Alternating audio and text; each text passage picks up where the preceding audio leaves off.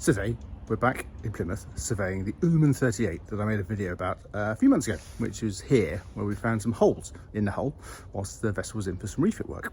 Remedial welding work has been done and the vessel is now back out again for reinsurance survey. So let's have a look at the work that was done last time and compare that with the recommendations made and admire the work of the welder.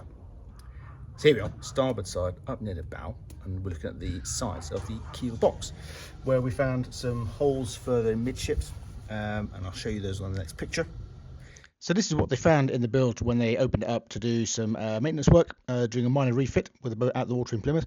And you can see large rust of flake in the bilge. And whilst the yard guys were clearing away this rust, they came across these holes in the 4mm steel plate where daylight was coming through. And that was merely exposed just by rubbing off the rust that was already there. So those holes were being sealed just by a few flakes of rust, which in itself is obviously a concern.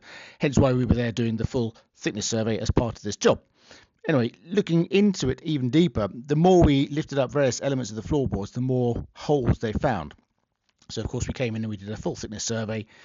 And looking at the outside of the boat, this is kind of what we found. The two holes on the left in that vertical triangle by the number 3, 4 and 2, 1, those are the ones they found when they're clearing out the bilge. And then the ones on the right by the number 2, 4, I found that with my hammer and where the steel was thin and it just punched a small hole and cleared the rust off inside.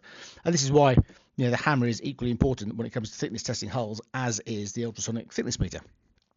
Anyway, so what we did, went around the boat, and I must have taken around about 500 readings in total. And what I've got in on this picture, which you may remember if you've seen the long video, is the vertical white lines are the frames of the boat, horizontal white lines are the stringers, and then you can see the thickness readings, which are in 1/10 of a millimeter. So 6.0 is a reading of 6 millimeters, 6.3 would be 6.3, and so on.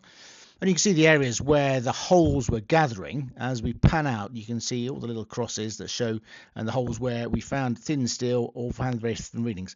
So if you then look at this in context, you can see the thin readings I've circled in yellow, where we're down to below 50% of the original plate thickness, and holes I've circled in red. And then you can look at where the lines are, the black lines, and you get an understanding about how this corrosion started. And really, there was two things. One was leaking black water pipe dripping into the bilge. That's what caused the vertical ones on the left. And then the ones on top of the stringer are merely where condensation and water have gathered, sitting on top of a horizontal member welded to the steel, and that's caused that to stay permanently wet and rot through there. And you can see that all those thin readings in yellow are just above the stringers running fore and aft inside the hull. So a classic case of the bilge not being kept dry and painted, which has led to that corrosion. So once we've gone through all of that and we've looked at the numbers and what needs doing, we then come up with a plan of action for the welder, and that's what's on this picture here. And what you've got in yellow are the plate boundaries that I'm after, the areas I'm looking to cover up with fresh steel plate. And then the circles are places where we want to cut in those throat welds, slot welds, call them what you like, to tie the new plate into the existing. We try and do those on areas where we know there's sound steel in between the frames, so we get good adhesion of the new steel onto the old, and make sure that we get a nice job done so that we restore thickness in the area through overplating. Again, always a compromise, but we'll discuss that in another video. But then, having seen all of that and seen the work I've recommended to the welder, now let's go back and see what the welder actually got done.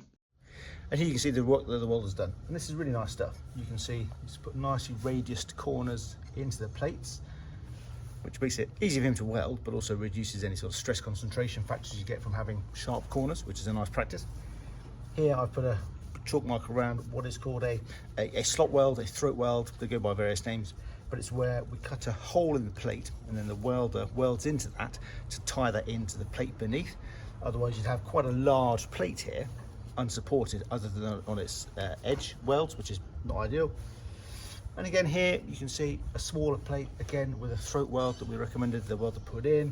And here he's done some very nice sort of filling work here between the radiused corners of the plates.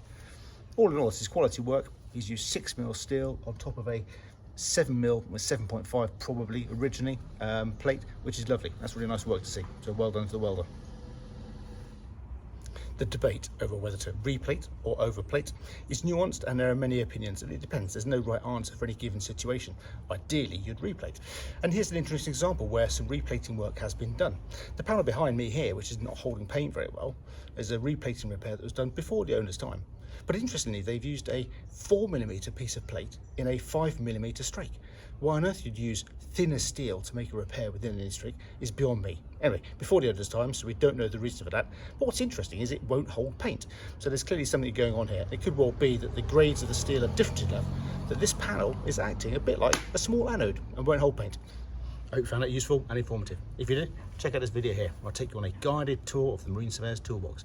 Thanks for watching. I'll see you next time.